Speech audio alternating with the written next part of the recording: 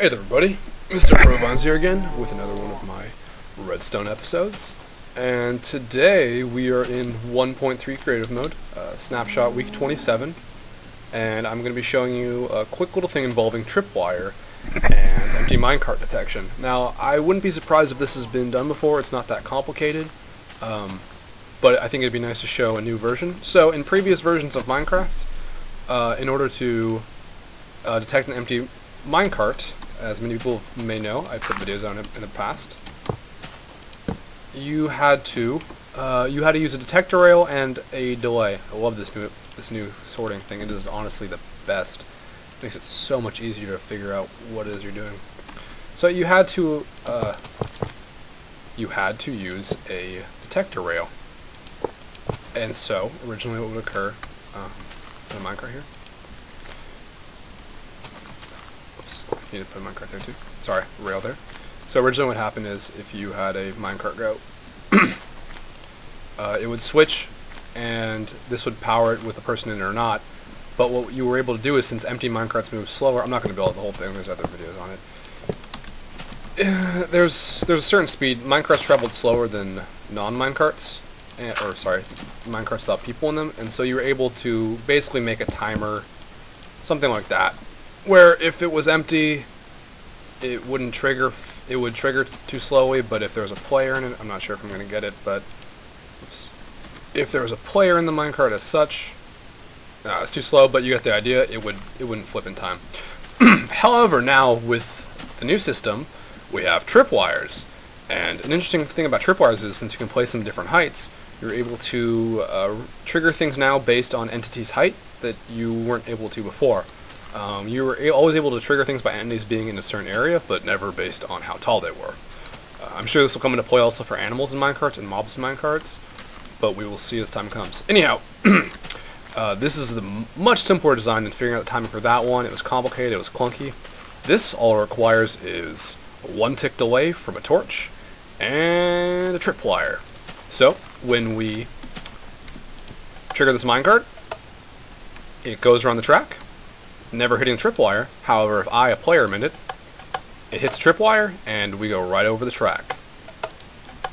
You can hear it being triggered by me, which causes me to go straight, while if it's empty, it does not. I'll do it one more time. So this really makes the process of making empty minecart detection just a whole new game. That plus being able to dispense them is really nice. We're going to see some new minecart technology, and I'm sure people will be using them more. And I'll have videos on them. The other little bonus I want to show you this quick episode, I'll be releasing more of these soon, on more features involving trees, apple farms, stuff like that, fun mob sorting. There seems to be a change in how water dynamics flow.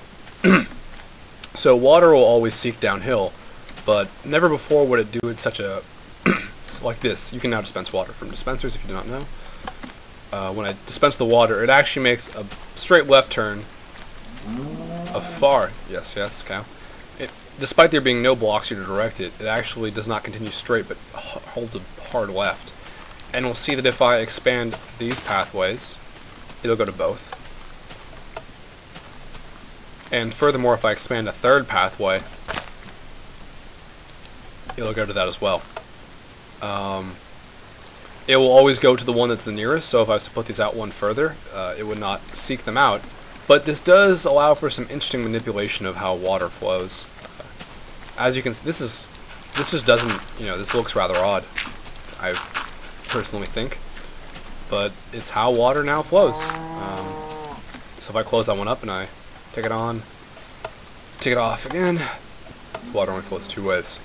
Pretty neat. I'm sure someone will find some cool applications for that. I think immediately we could already see, actually I already know, we could make, this is just coming to me now, is with pistons, you could have these raise and lower, and have water streams come out, and basically you could have boat paths that had multiple directions automatically send you.